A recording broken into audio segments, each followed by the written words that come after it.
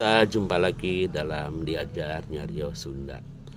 Kali ini tentang bahasa pengantar atau bahasa panganter. Itu menunjukkan akan menerangkan sesuatu, satu barakatak, untuk menunjukkan akan tertawa yang lepas, barakatak seri. Seperti itu. Yang kedua, gantawang. Gantawang itu adalah marah dengan suara keras. Kalau marahnya ngambek baut, itu bukan gantawang. Gantawang nyarekan. Seperti itu. Berikutnya adalah paralak. Bisa juga derak-dek, artinya akan menceritakan sesuatu secara panjang lebar. Biasanya tentang satu kejadian atau pengalaman. Berikutnya lagi golosor. Golosor itu adalah memberi sesuatu dalam bentuk barang yang nyata. Kalau memberi wejangan itu bukan golosor.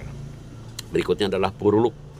Puruluk itu sama dengan menabur untuk sesuatu yang butiran kecil.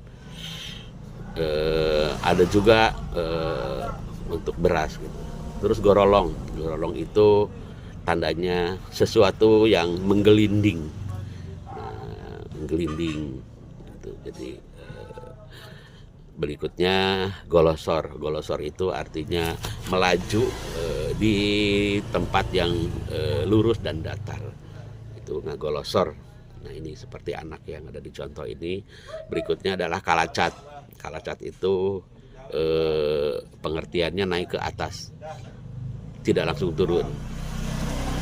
Terus berikutnya adalah kelawang. Kelawang itu artinya melempar. Nah, seperti itu. Ada lagi kalau dibalik, memberi cat kuning. Itu merecet koneng. Nah, demikian. Silahkan like dan subscribe. Hatur nuhun.